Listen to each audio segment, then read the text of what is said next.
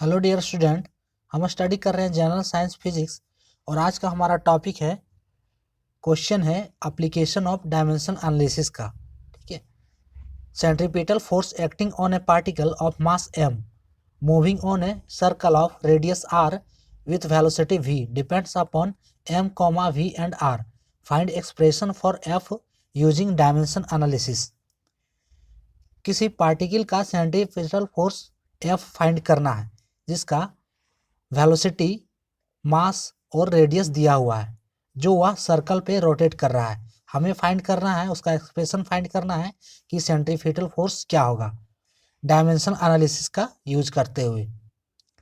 तो पार्टिकल जो है जिसका सेंट्रीपिटल फोर्स फाइंड करना है, वह पार्टिकल डिपेंड कर रहा है मास, वेलोसिटी एंड रेडियस।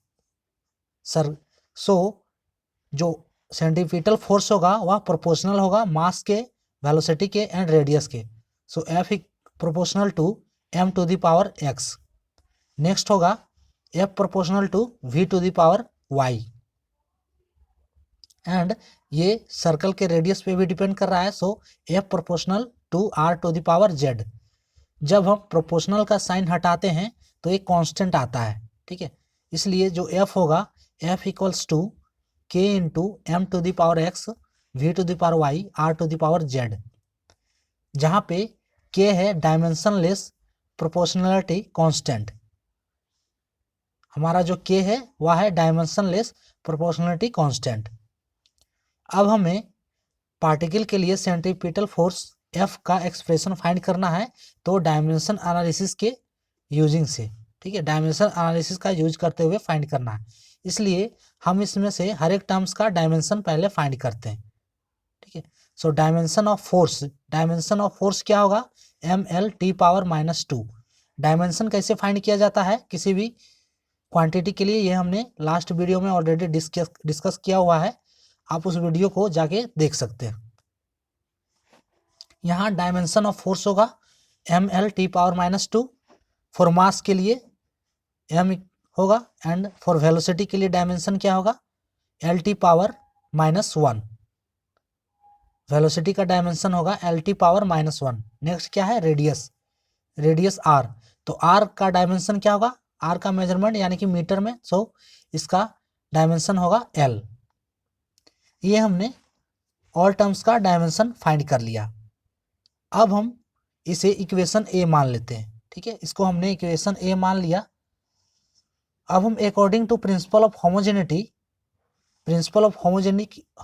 के अनुसार हम इक्वेशन के दोनों साइड के टर्म को इक्वेट करते हैं।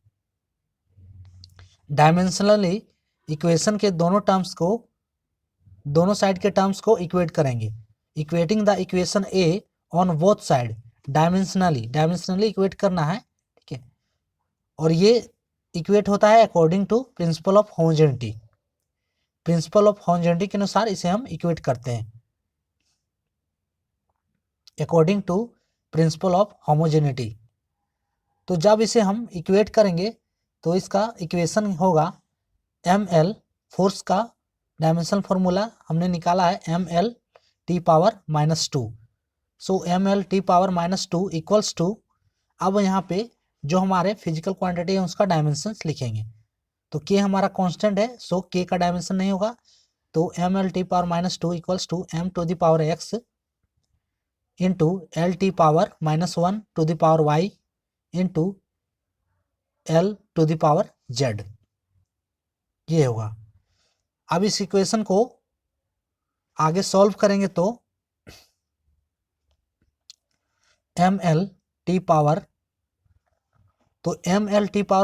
यानी कि ये m का पावर 1 है। ठीक है, सो m का power 1 L⁻1 T⁻² equals to होगा m power x into L power क्या है y प्लस z। ठीक है, so into L power y plus z into T⁻⁻1 यानी कि y का पावर है, सो T⁻⁻y। अब इस इक्वेशन को हम कंपेयर करते हैं। जब हम इस इक्वेशन को कंपेयर करेंगे तो ये कंपैरिजन होगा, m को कंपेयर करते हैं तो m to the power 1 equals to m power x। m to the power 1 equals to m to the power x और x इक्वल्स टू होगा 1। इस प्रकार जो x का वैल्यू होगा वह होगा 1। नेक्स्ट क्या है, t to the power -2 equals to t power -y। ये है t का कंपेयर करेंगे तो t इक्वल्स टू होगा यानी कि -2 इक्वल्स टू -y, इसलिए y इक्वल्स टू 2। y का भी वैल्यू हमने फाइंड कर लिया, y का वैल्यू क्या है 2। नेक्स्ट क्या है, नेक्स्ट हमारा टर्म रह गया l, तो l को कंपेयर करते हैं। So l power 1 equals to l to the power y plus z। l cancel होगा तो क्या बचेगा 1 equals to y plus z। ठीक है, अब हमने y का जो वैल्यू फाइंड किया है 2, तो उस वैल्यू को हम यहाँ पुट कर देते हैं। सो ये हो जाएगा हमारा 1 इक्वल्स टू 2 प्लस z। इस प्रकार जो हमारा z का वैल्यू क्या होगा -1। ये हमने z का वैल्यू निकाल लिया -1। अब हमने x y एंड z का वैल्यू फाइंड कर लिया, तो इस वैल्यू को हम इक्वेशन a में पुट करते हैं। Put the value of x y and z in equation a। जब हम इस वैल्यू को इक्वेशन a में पुट करेंगे तो हमें सेंट्रीपिटल फोर्स के लिए जो इक्वेशन है वो या फिर जो एक्सप्रेशन है सेंट्रीपिटल फोर्स का वो हमें फाइंड हो जाएगा। So F equals to K into m to the power x, यानी कि m इक्वल्स x का वैल्यू है 1, तो K into m to the power 1 v to the power 2 and r to the power -1। इसलिए F equals to होगा K m v square by r।